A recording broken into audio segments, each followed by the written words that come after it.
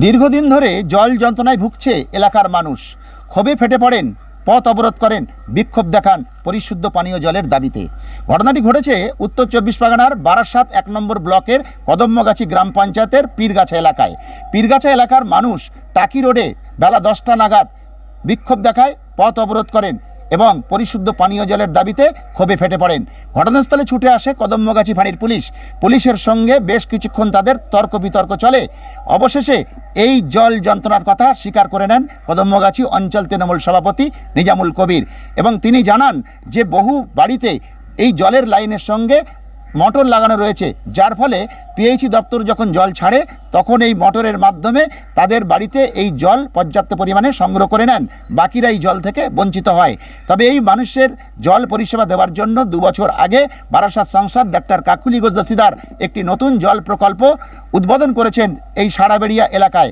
তার প্রকল্পের কাজ এখনও শেষ না হয় এলাকার মানুষের পর্যাপ্ত পরিমাণে জল পরিষেবা দেওয়া সম্ভব হচ্ছে না।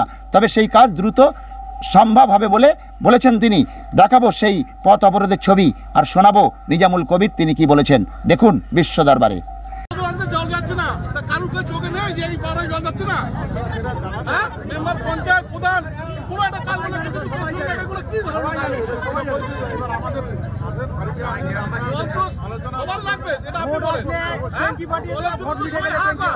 জল যাচ্ছে না, কিসের উন্নতি, কিসের এত করেছে, আপনি সব করেছি এ করেছি, কিসের উন্নতি করেছে? জলের ব্যবস্থা করা হবে।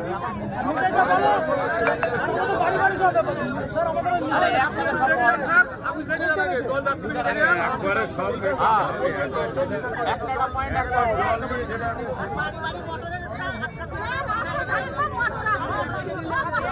সব বেআইনি কল করে রেখেছে বলে আজকে আজ থেকে 1 বছর আগে সবাই জল পাচ্ছিল, সব বেআইনি লাইন মোটর বসিয়ে রেখেছে, ওই জন্য জল পাচ্ছে। দিল্লি পাবলিকের সামনে হয়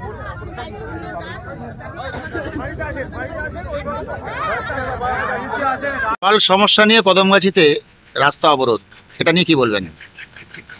কদমগাছিতে জলের সমস্যাটা দীর্ঘদিন ধরে রয়েছে। আমরা বিগত 2 বছর আগে আমাদের এমপি ম্যাডামকে জানাই, কাকুলি ঘোষ ম্যাডামকে।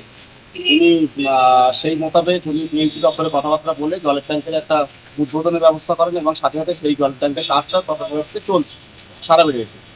এর পরবর্তীতে আমরা যে জল আগে পেতাম আমি, পরবর্তীতে আমরা খোঁজ নিয়ে দেখলাম বিভিন্ন জায়গায় বিভিন্ন বাড়িতে কম বেশি মোটর চালিয়ে ওই পাইপ লাইনের জলটা দিয়ে ওরা ব্যবহার করছে।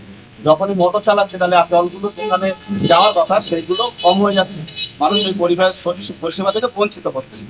আজকে এই অবরোধ আমরা যখন শুরু করে তার পরবর্তীতে আমরা সেখানে এফএনআর সাথে কথা বলি, সাথে সাথে বিডিও থেকে এসডিও থেকে শুরু করে প্রত্যেকের সাথে আমরা আইসির সাথে কথা বলি, বলে ওনারা বলেছেন আগামী মঙ্গলবার ওনারা পূর্ণাঙ্গ তদন্তে নামবে, কোথায় কোন বাড়িতে মোটর আছে সেগুলো কিছু ব্যবস্থা করা যায় কিনা সেগুলো আমরা স্টেপ নেবো, আমরা ব্যবস্থা করবো। কি নাম আপনার? নিজামুল কবির।